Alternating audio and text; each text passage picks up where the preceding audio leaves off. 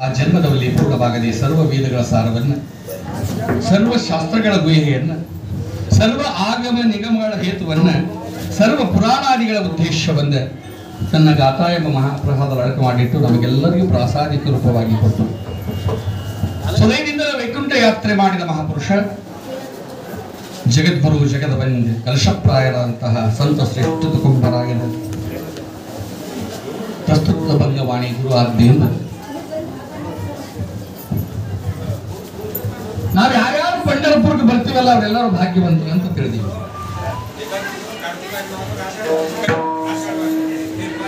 ತಿಳ್ಕೊಂಡಿವಷ್ಟೇ. ತುಕಪ್ಪರಾಯನ ಭಾವಾರ್ಥವನ್ನು ನೋಡಿದ್ರೆ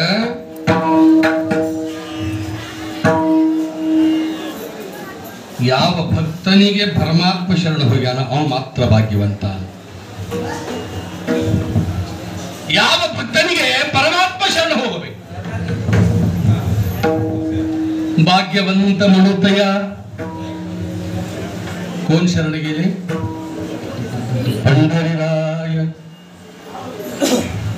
ಭಾಗ್ಯವಂತ ಮನುತಯ ಶರಣಿಗೆ ಯಾವಾಗ ಪರಮಾತ್ಮ ಶರಣ ಹೋಗ್ಯಾನ ಅವು ಭಾಗ್ಯವಂತ. ನಮಗ ನಿಮಗೆ ಶರಣ ಹೋಗಿಲ್ಲ ಇನ್ನರ್ಧನ ಪರಮಾತ್ಮನ ಮಾರಿ ಪಾಳೆ ಹಚ್ಚಿ ನಾವು ಹುಡುಗಲೆ ದರ್ಶನ ಮಾಡೋರಿಗೆ ಶರಣ ಬರಂಗಿಲ್ಲ.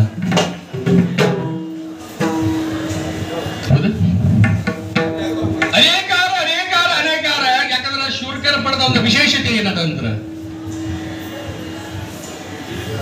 ಮೊದಲ ಪಾಯ ನಮ್ಮ ಹಿರಿಗೌಡತಿ ಹಸ್ತಾಳ. ನಮ್ಮ ದೊಡ್ಡ ಆಣಿ ನಾರಾಯಣ ಬಿಷಿ ಅವರು ಒಂದು ಪಾಯ ಏನು ಹಚ್ಚಿಕೊಡ್ತಾರೋ ಅದು ದಂಡಿತನ ಹೋಗ್ಬೇಕು. ಹಂಗ ಆ ಪರಂಪರೆ ಮೊದಲೇ ಹಿಂದೆ ಮಾಡ್ಕೊತ ಬಂದಿದೆ. ಯಾಕಂದ್ರೆ ದೊಡ್ಡ ಆನಿ ಅಂತ ಹೆಸರಿಟ್ಟಿದ ಕಾರಣ ಅದು. ಆ ದೊಡ್ಡ ಆನಿ ಏನೋ ಆಜ್ಞೆ ಮಾಡ್ತದೋ ಸದ್ಗುರು ಆಜ್ಞೆಯನ್ನ ನಮಗೆ ಅವರು ಸರಿಯಾಗಿ ಮುಟ್ಟಿಸುವಂತ ಕ್ರಿಯೆ. ಯಾಕಂದ್ರೆ ಹಿರಿಯ ನಮಗೆಲ್ಲರಿಗೂ ಏನೋ ಅಂತಾರಲ್ಲ, ಹಿರಿಗೌಡತಿ ಅಂತಾರಲ್ಲ, ಹಿರಿಗೌಡತಿದ್ದಂಗ ಅವ್ರ ಆಜ್ಞೆ ಪ್ರಾರಂಭ ಏನು ಮಾಡ್ತಾರಲ್ಲ ಆ ಪ್ರಾರಂಭ ಪ್ರಕಾರವೇ ಅಭಂಗಗಳು ಮುಂದುವರಿತಾವೆ. ಯಾರಿಗೆ ಪರಮಾತ್ಮ ಶರಣರಾಗ ಅವರ ಮಾತ್ರ ಭಾಗ್ಯವಂತ ಅಂತಾರೆ. ಅವರ ಕಥೆಯನ್ನ ಕೇಳಿದರೆ, ಅವರ ಚರಿತ್ರೆಯನ್ನ ಕೇಳಿದರೆ ನಮಗೊಂದು ಭರವಸೆ ಬರ್ತದೆ. ಹೌದಾ? ಏನ್ ಭರವಸೆ ಬರ್ತದೆ? ಅವರಂಗ ನಾವು ಆಗ್ಬೇಕು. ಹೌದ್ರಿ ಕುಲಕರ್ಣಿ ಸರ? ಅವರಂಗ ನಾವು ಆಗ್ಬೇಕು. ತರಲಿ ತರತಿಹ ಭರವಸ. ಹೌದಾ? ಯಾರು ಅವರ ಚರಿತ್ರೆಯನ್ನ ಕೇಳಿದ್ರೆ, ಅವರ ಏನಂತಾರೆ ಹಿಸ್ಟ್ರಿ ಕೇಳಿದಾರ, ಅವ್ರಂಗ ನಾವು ಆಗಬೇಕು. ತರಲಿ ತರತಿ ಒಂದು ಭರವಸೆ ಬರ್ತದೆ ಒಳಗಬೇಕು. ಯಾಕಂದ್ರೆ ಜ್ಞಾನೋಬ ತುಕಾರಾಮ್ ಅಂತ ನಾಮಚಿಂತನೆ ಹಂಗೆ ಮಾಡೋದಿಲ್ಲ.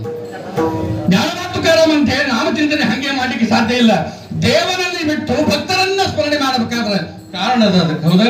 ತರಲೇ ತರತಿ ಹಾ ಭರವಸ ನಾಮಧಾರಕ ಚೇತಸ.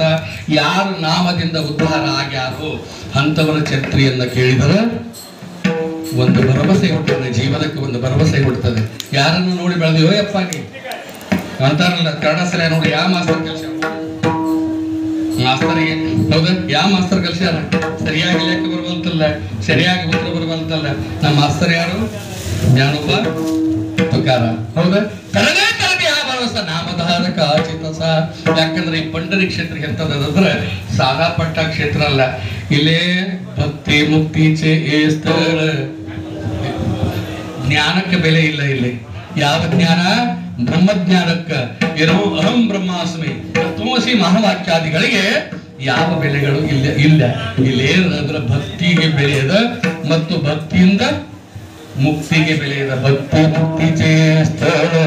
ಎಂತವ್ರು ಇರ್ತಾರ ಭಕ್ತರಂದ್ರ ಭೋಳ್ಯಾ ಭಾವಿಕಾ ನಿರ್ಮಳ ತರಲೇ ತರತಿ ಭರವಸ ನಾಮಧಾರಕ ಶೇತಸ. ನಾ ಎಲ್ಲಿದರೆ ಹೇಳಿ ನಮ್ದು ಜಗದ್ಗುರು ತಿಳ್ಕೊಂಡಿರಿ ಅಂತ ಕೇಳ್ತಾರೆ. ಹೌದಾ?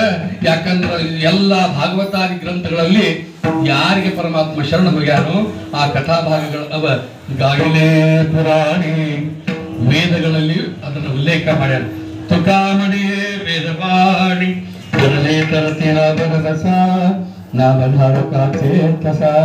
ಇಂದ ಎಂತ ಕೃಪಾ ಸದ್ಗುರುಗಳದಂತ ಮನು ಅಪ್ಪಾರ ಕೀರ್ತನೆ ಇರಬೇಕಾಗಿತ್ತು. ಯಾಕಂದ್ರೆ ಮನು ಮಹಾರಾಜರ ಕೀರ್ತನೆ ಈ ಜಾಗದಾಗ ಇರಬೇಕಾಗಿತ್ತು.